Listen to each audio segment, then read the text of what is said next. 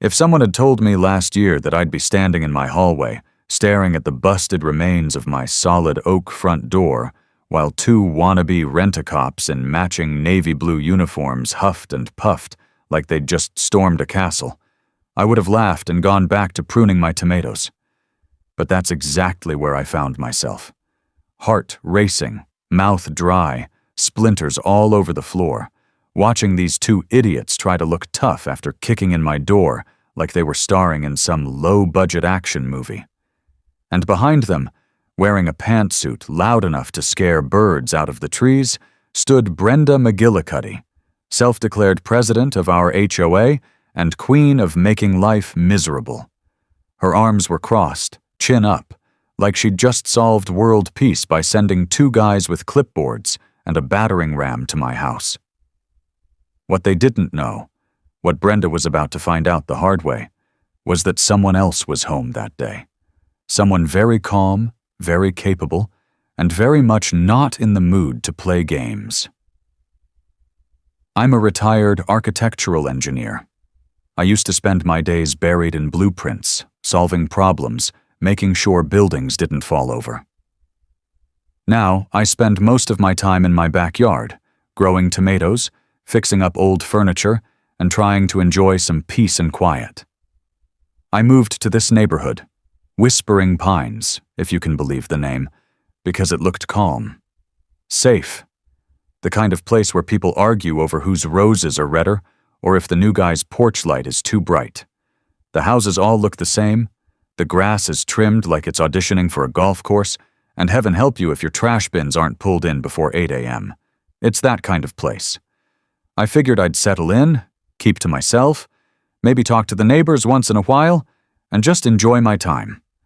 What I didn't expect was that this picture-perfect suburb came with its own brand of chaos. Not loud or wild, no. More like the quiet kind, with pastel-colored fines and neighbors who think a slightly crooked mailbox is the end of the world. And right in the middle of it all stood Brenda McGillicuddy, the HOA president with too much time and way too many opinions. Brenda McGillicuddy wasn't just the HOA president. She acted like she was running a tiny kingdom. She wore these loud, color-clashing power suits like she was heading to some corporate board meeting, even though she mostly just circled the neighborhood in her gold-painted golf cart, holding a clipboard and pointing at people's yards like she was scouting for crimes. She got voted in about a year after moving in, and I still don't understand how. Maybe nobody else showed up to the meeting. But once she had the title, she ran with it like she'd been handed the keys to the White House. Everything became a rule. She fined one neighbor for having a flag on their porch that wasn't within regulation dimensions. Another guy got written up because his mailbox, which was regulation black, wasn't the right kind of black, whatever that means. Then there was the kid down the street who left his bike leaning against the porch for an hour after school. Boom. Warning slip. Brenda acted like every bush, bird feeder, and garden gnome was a direct threat to neighborhood harmony. And if you questioned her, she'd hit you with a fine and a handwritten note full of passive-aggressive grammar. It started with the tomatoes. I had a small garden in my backyard, neatly trimmed, well-kept, nothing wild. A few tomato plants, some herbs, cucumbers. It helped me relax, but one day, I got a bright pink slip taped to my front door saying my unauthorized agricultural activity was disrupting the visual harmony of the neighborhood. Backyard, not even visible from the street. I laughed at first, thought it was a mistake. So I wrote Brenda a polite letter, attached a photo of my garden, even included a blue ribbon from the county fair where my heirloom tomatoes had actually won first place. I quoted the HOA bylaws word for word, no rule against backyard gardens. But instead of letting it go, she doubled down. Next came a fine for my mailbox. She claimed it wasn't the approved shade of black. I checked. There's no such list. Then she complained about the bird feeder I kept up in memory of my wife, saying it was a vermin magnet. It was all so absurd I started a binder, labeled it The Brenda Chronicles. I kept every notice, every response. I thought if I stuck to facts and stayed calm, she'd eventually back off. But Brenda doesn't do calm. She does control. The last straw was a window. Just a regular old window in the guest room that had a draft. I replaced it myself with a better one. Same size, same look, just energy efficient and not falling apart. No one from the street could even see it. But that Monday, I got another one of Brenda's pink letters. This one said I'd made an unauthorized structural modification and demanded a full inspection of the inside and outside of my house. She gave me 48 hours to let her and her enforcement team in. I read the letter twice, then laughed out loud. I wasn't adding a second floor or building a bunker. It was a window. So I wrote her back, politely again, and let her know that unless she had a court order or a warrant signed by a judge, she wasn't stepping 1 foot inside my house. I even included the state law that backed me up. I sent it by registered mail, kept the receipt, and made sure a copy was tucked right into my Brenda binder. I also installed a new security camera pointing right at the front door. Not because I thought she'd really try something, but because something about her silence after that made my gut say, she's not letting this go. It was early Tuesday morning, barely past 1 a.m., when the doorbell rang like someone was trying to rip it out of the wall. Not the quiet kind of knock you'd expect from a neighbor, but the loud, angry kind you hear in movies right before something dumb happens. I looked through the peephole, and there she was. Brenda, in a bright blue pantsuit that looked like it came straight from a clearance rack, standing with her arms crossed like she was about to deliver a court sentence. Next to her were 2 guys I'd never seen before. They had on matching navy shirts that said HOA Enforcement in peeling white letters and wore fake badges that looked like they came from a Halloween costume pack. One of them had a belt full of random tools, like he was pretending to be in charge of something. The other looked like he got lost on his way to a paintball match. Brenda said they were here for the mandatory inspection. I told her once again she wasn't getting in without a warrant. She called me non-compliant. The older guy stepped forward and actually tried the doorknob. When that didn't work, the younger one pulled out a battering ram. Yes, a real one. And hit the door. First swing cracked the frame. Second swing blew the whole thing in.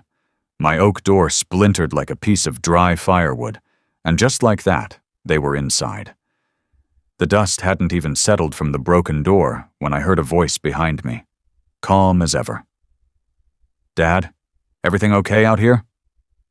My son, Liam, had shown up early from his leave. He'd come in through the back door like he always did, probably 5 minutes before all this nonsense started. He was standing there barefoot, holding a half-eaten apple and a dish towel, looking like he'd just stepped out of the kitchen. But the second he saw the mess, the shattered door, the 2 guys trying to look tough, and Brenda practically foaming at the mouth, his eyes narrowed just a bit. Nothing dramatic. No yelling. Just focus. That's Liam. He's a Navy SEAL, and he carries himself like someone who doesn't need to prove anything to anyone. Brenda tried to snap at him, said something about official HOA business. Liam ignored her. He asked them who they were, where their licenses were, and if they had a warrant. They didn't. Of course they didn't. The younger one mumbled something about Brenda hiring them. Liam nodded slowly, like he was piecing together a puzzle he already knew the answer to. Then he asked if they realized breaking down a door without permission was a felony. Said it so casually, like he was commenting on the weather. That's when the mood shifted. The fake enforcers looked down at their feet. Brenda tried to talk over him, but you could hear the panic starting to slip through her voice. Liam gave me a quiet nod and said, "Go ahead and call the cops." I didn't even hesitate. While I was on the phone with 911, Brenda started to unravel. She kept saying things like, "This is just a misunderstanding," and "We can handle this internally." Her voice was shaking now, and her confidence was slipping with every word. She must have thought she was in control, until she realized what breaking down someone's door actually meant outside of HOA make-believe land. The police showed up fast. 2 officers, one older and calm, the other younger and alert. They stepped inside, took one look at the door hanging off its hinges, then at the broken lock, the tool on the floor, and finally at the 3 people who still hadn't figured out how badly they'd messed up. The older officer asked what happened, and before Brenda could jump in with her version, I stepped forward. I told him everything, plain and simple. I showed him the pink notices, the registered letter I'd sent, and pointed out the camera recording above the door. Liam backed it all up, calmly, with no emotion, just facts. When they asked the 2 security officers for their licenses, they had nothing. Not even a real ID, just blank stares and mumbled excuses.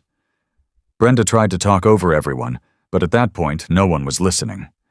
The officers knew exactly what they were dealing with, and it wasn't an HOA problem. It was a criminal one. It didn't take long after that. The 2 guys Brenda had brought with her were cuffed right there in my hallway. The older one didn't say a word, just looked like he wanted to disappear. The younger one started crying when the officer read him his rights. Said he needed the money for some online course and didn't think it would go this far. Brenda wasn't arrested on the spot, but she was told she'd be facing charges and should get a lawyer. They led her outside, and that power blue pantsuit didn't look so powerful anymore. Word spread through the neighborhood fast. By the end of the week, people who used to avoid eye contact were stopping by my porch just to shake my hand. Turns out, I wasn't the only one she'd pushed around. Fines for things like wind chimes, porch plants, even the kind of doormat someone used. A special HOA meeting was called. Brenda was removed, the 2 board members who supported her resigned, and a whole new group was voted in. People who actually cared about the neighborhood, not controlling it. They asked if I wanted to be on the board, but I said no thanks. I'd done my part. I kept my binder, though, just in case. My garden's growing better than ever. No more pink slips, no more threats. Just tomatoes, sunshine, and the sound of wind chimes drifting down the street. The peace I'd moved here for finally showed up. And this time, it's staying. I ended up replacing the front door with a steel-reinforced one. Liam insisted on it, said it was Navy approved, which made me laugh, but I didn't argue. It's got a new lock system and a tiny brass sign next to the peephole that says, "Warrants only." Just a little reminder for future visitors. If there's one thing I learned from all this, it's that you should always know your rights, keep good records, and never assume quiet people won't stand their ground, especially if their kid knows how to clear a room without raising his voice. I'm back to my tomatoes now, which is where I belong. No more surprise inspections, no more fake security guards, just a peaceful yard and the sound of birds. If you've got your own HOA nightmare, go ahead and drop it below. Misery loves company, and I've got coffee ready.